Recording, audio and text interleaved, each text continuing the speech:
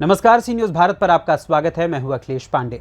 खबर हापुड़ से है, जहां आज सूबे के मुख्यमंत्री योगी आदित्यनाथ हापुड़ पहुंचे, जहां आनंद विहार स्थित ग्राउंड में अनुसूचित जाति मोर्चे के बड़े सम्मेलन को उन्होंने संबोधित किया। सीएम योगी को इस दौरान देखने के लिए पंडाल के बाहर लोगों का जन सैलाब उमड़ पड़ा। सम्मेलन को संबोधित करने के बाद मुख्यमंत्री योगी आदित्यनाथ ने इस बार भी हापुड़ को बड़ी सौगात दी। सीएम ने जनपद हापुड़ में 136 करोड़ रुपए की जन कल्याणकारी 102 योजनाओं का लोकार्पण व शिलान्यास किया। मुख्यमंत्री योगी आदित्यनाथ ने विभिन्न योजनाओं के लाभार्थियों को प्रमाण पत्र वितरित किए।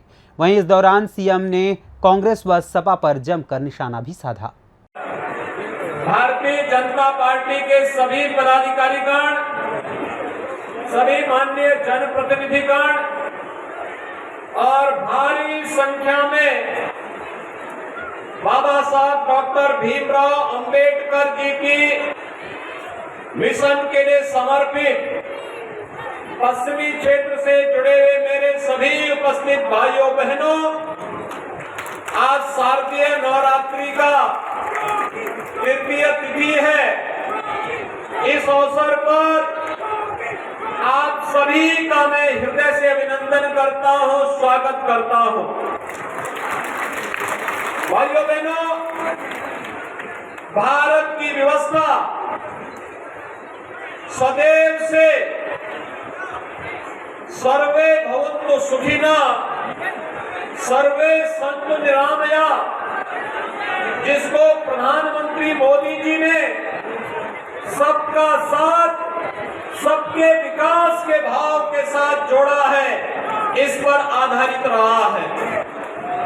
आप याद करिए, कौन सा ऐसा कालखंड था जब आज के हमारे अनुसूचित जाति में कहे जाने वाले बंधुओं ने, महापुरुषों ने समाज का मार्गदर्शन न किया हो।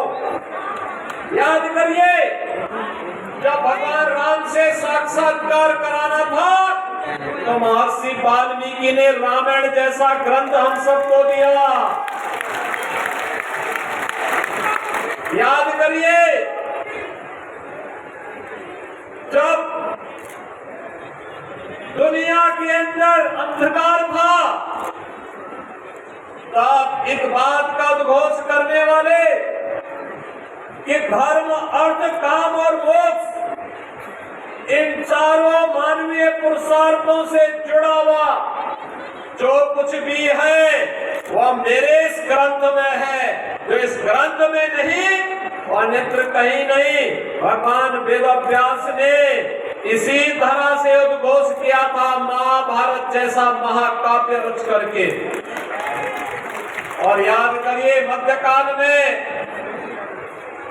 याद करिए, मन चंगा तो कठौती में गंगा का उद्घोष करने वाले संत रविदास जी को भी इसी समाज ने आगे बढ़ा करके भक्ति का एक ऐसा संदेश दिया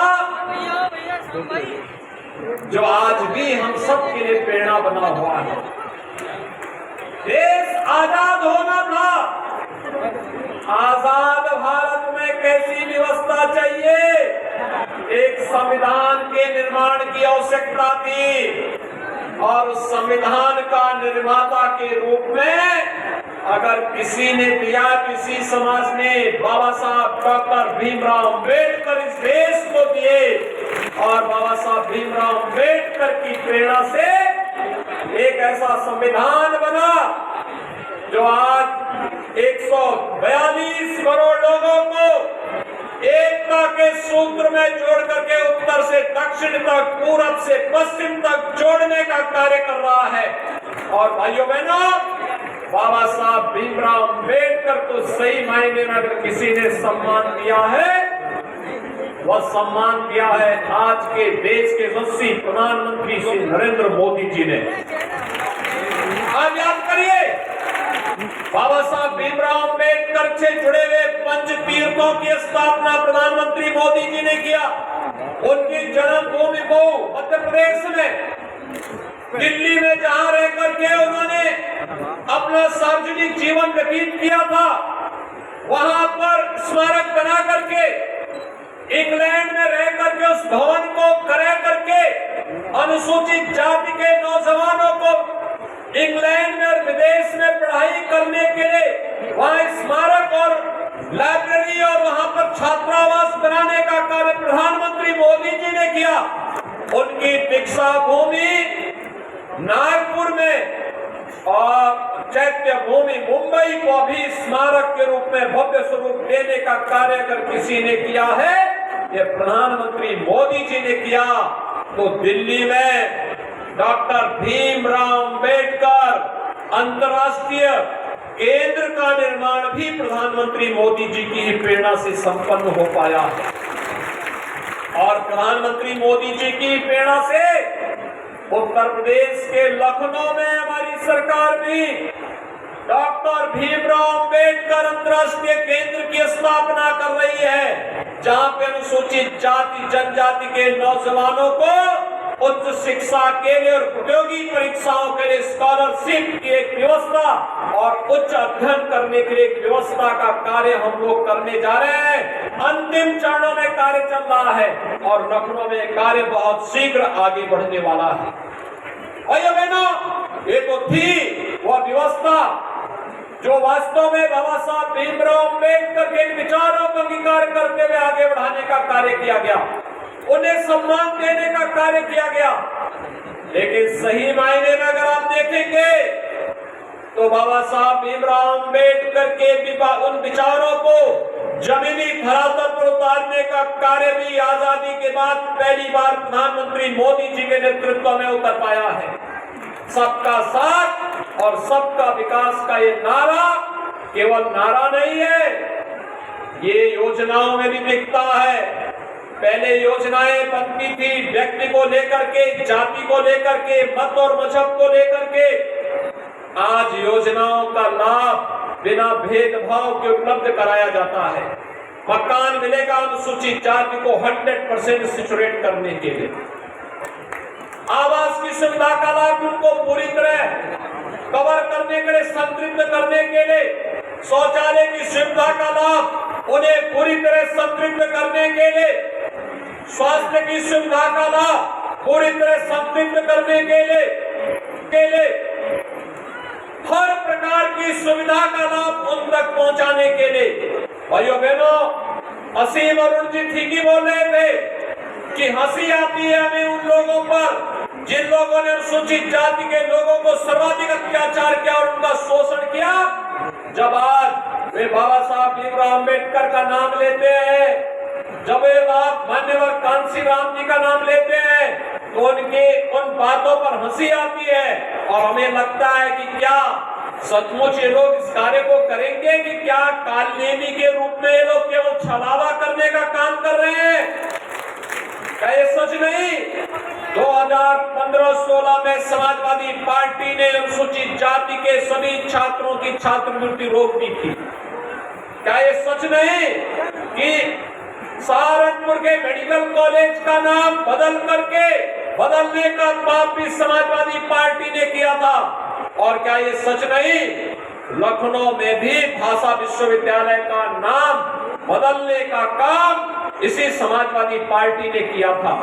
आज तो प्रधानमंत्री मोदी जी ने प्रधानमंत्री स्वामित्व योजना लागू की है और स्वामित्व योजना में भाइयों बहनों अब तक 66 लाख परिवार ऐसे हैं जिनको जहां पर उनका मकान है वहीं पर उनको पट्टा भी हो गया और जमीन उन्हीं के नाम पर करने की कार्रवाई को आगे बढ़ा दिया गया है। और आज मैं फिर आपको इस मंच से घोषणा करने के लिए आया हूं, हमारी सरकार इस बात के लिए पूरी प्रतिबद्ध है, जहां पर अनुसूचित जाति जनजाति से जुड़ा हुआ कोई व्यक्ति निवास कर रहा है, अगर आरक्षित श्रेणी की वो भूमि नहीं है तो उसको वहीं पे मकान बनाने का पट्टा उस जमीन का उसको उपलब्ध करवाने की कार्रवाई डबल इंजन की सरकार करेगी। आपके द्वारा चुनी गई ये सरकार कर रही है और करेगी। आरक्षित श्रेणी की भूमि होगी तो वहां पर फिर अतिरिक्त भूमि उनको दे करके उनके पुनर्वास की प्रॉपर व्यवस्था होगी। लेकिन अनुसूचित जाति जनजाति से जुड़े हुए किसी भी गरीब और वंचित को उजाड़ने का कार्य कोई भी प्रशासन और कोई भी शासन नहीं कर पाएगा। इसके लिए डबल इंजन की सरकार आपके साथ खड़ी है। भाइयों बहनों, सरकार आपको इस बात के लिए भी आश्वस्त करने के लिए आई है, चाहे वो शौचालय की सुविधा का लाभ हो, चाहे वो मकान दिलाने की सुविधा का लाभ हो, चाहे वह अनुसूचित जाति जनजाति से जुड़े हुए छात्रों के छात्रावास के रखरखाव की व्यवस्था का कार्य हो, और चाहे उनको प्रतियोगी परीक्षाओं की तैयारी करने के लिए अभ्युदय कोचिंग जैसी व्यवस्था के माध्यम से प्रशासनिक व्यवस्था का हिस्सा बनाने का कार्य हो। प्राथमिकता के आधार पर सरकार इस कार्यक्रम को आगे बढ़ाने का कार्य करेगी। भाइयों बहनों, मैं तो आपसे इस बारे में कह सकता हूँ, जब विपत्ति आती है, संकट के समय ही अपने हित मित्र याद आते हैं, और सही मित्र ढूंढना हो जो आपके संकट के समय खड़ा हो, वही आपका सच्चा हितैषी है। याद करिए, कोरोना जैसी महामारी के दौरान भरण पोषण भत्ता हो या फिर 80 करोड़ लोगों को फ्री में राशन की सुविधा का लाभ, ये मोदी जी के नेतृत्व में डबल सरकार बोलती कम है, करके दिखाने में विश्वास रखती है।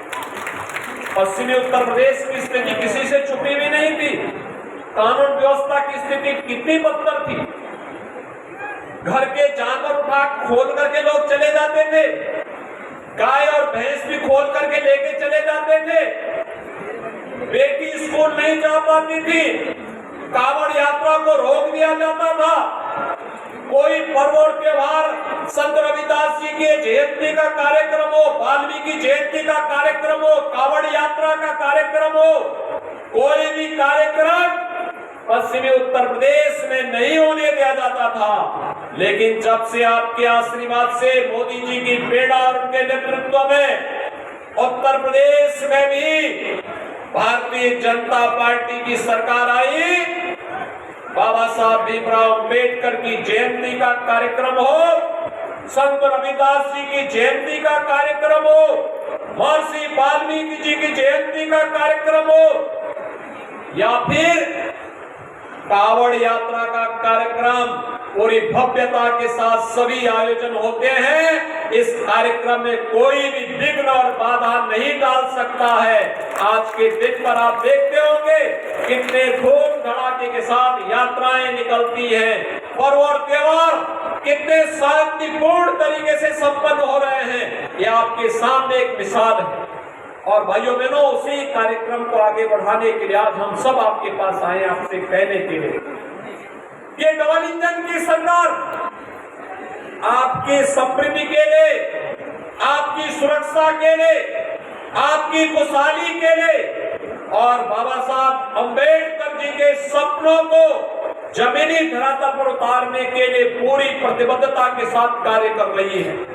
हम आपको इस बात के लिए आश्वस्त करने के लिए आए हैं कि डबल इंजन की सरकार ने जैसे अब तक विभिन्न कार्यक्रमों को प्रभावी ढंग से लागू करने का कार्य किया है, ये निरंतर बना रहे, जिससे अंतिम पायदान पर बैठे हुए व्यक्ति को भी शासन की योजना का लाभ मिल सके।